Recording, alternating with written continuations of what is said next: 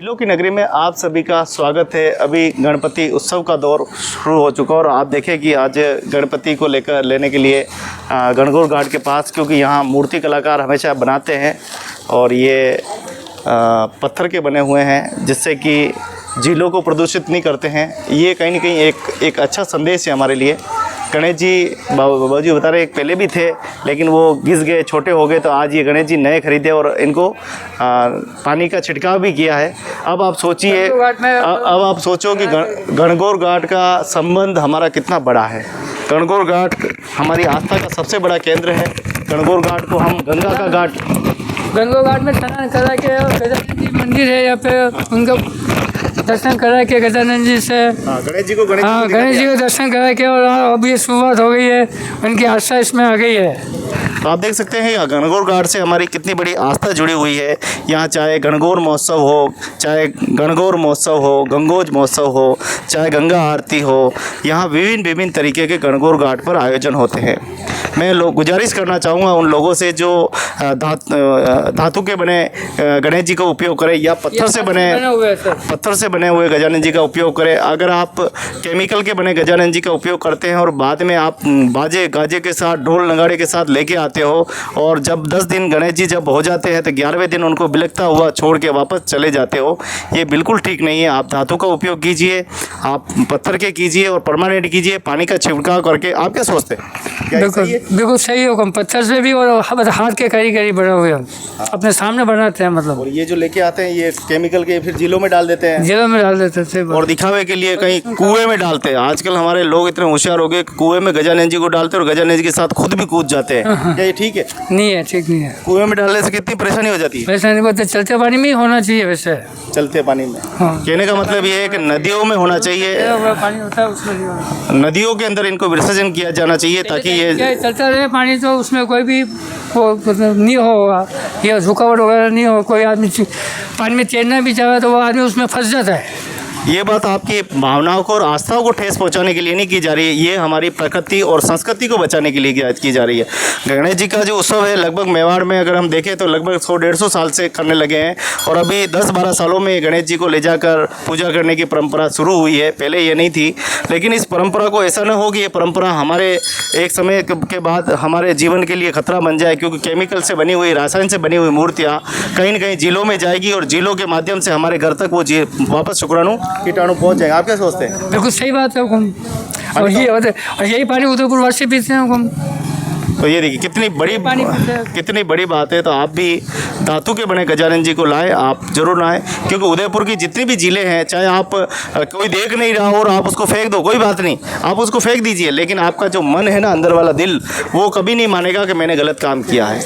आपको नहीं फेंकना चाहिए। आप 10 दिन तक पूजा कीजिए, अर्चना कीजिए और उनको सुरक्षित स्थान पर रख दीजिए। वापस जब गणपति आए, अगर मूर्ति को वापस सजा दे जाकर वापस उसको काम में ले लीजिए।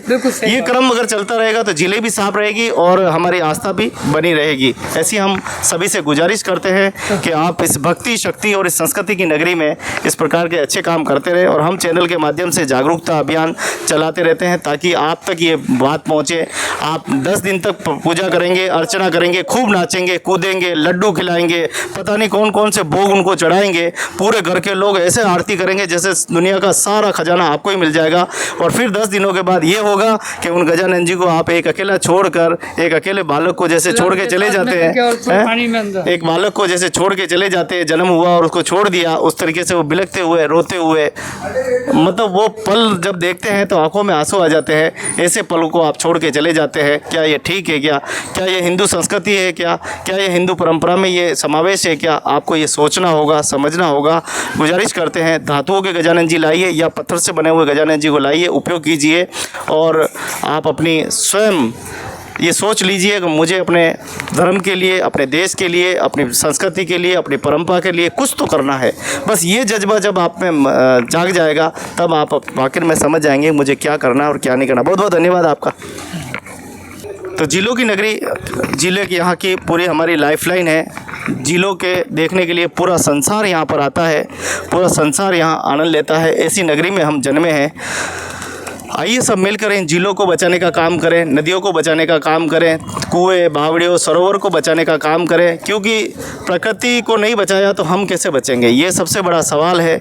आइए सब मिलकर इस संस्कृति को ज़्यादा से ज़्यादा बचाएं, और चाहे वो प्रकृति प्रेमी हो, चाहे वह पशु प्रेमी हो, चाहे वह पक्षी प्रेमी हो, चाहे वह धर्म प्रेमी हो, चाहे वह जल प्रेमी हो, थल प्रेमी हो, प्रत्येक व्यक्ति से निवेदन है कि वह अपनी जिम्मेदारी निभाए और इन झीलों को बचाने के लिए ज़्यादा से ज़्यादा आप कोशिश करें। जिस प्रकार से अभी देखो कितना सुंदर संदेश दिया है, वो बुजुर्ग है, वृद्ध होते हुए भी उनको इतना पता है कि कौन से गजानन जी मेरे को ख़रीदने हैं और कौन से नहीं खरीदने हैं।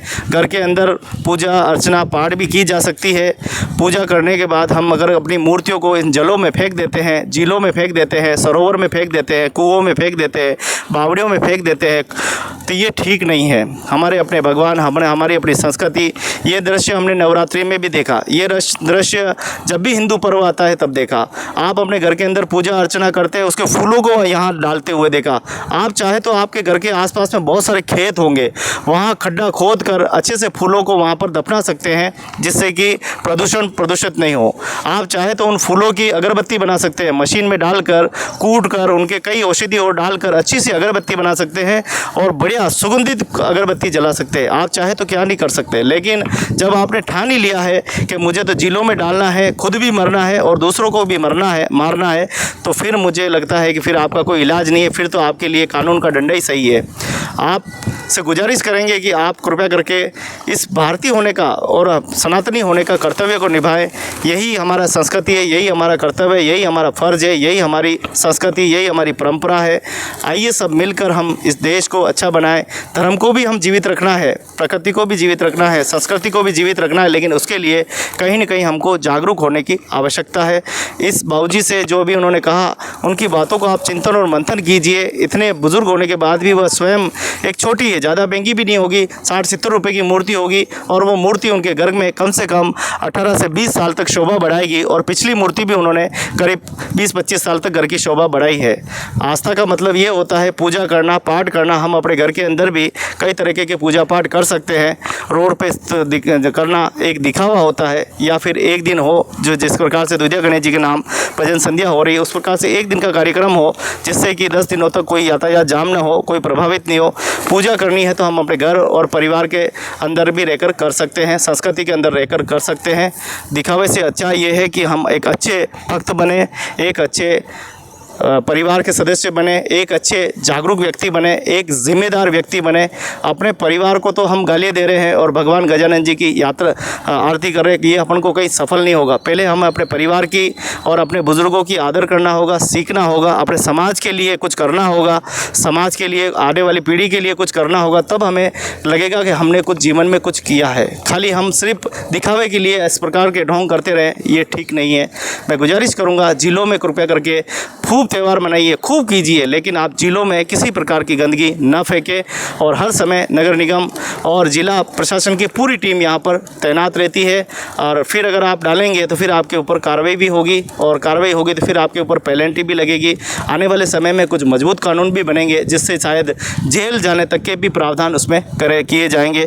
ऐसा ना हो कि कानून बनते बनते ऐसे कानून हो जाए कि हम फिर जेल के पास जाने से भी डरें और घबराने लग जाएं। इसलिए आप गुजारिश है कि इन कानूनों को न बनने दें। आप स्वयं ठीक हो जाइए, आप अपनी संस्कृति और प्रकृति को बिल्कुल अवेयर लीजिए।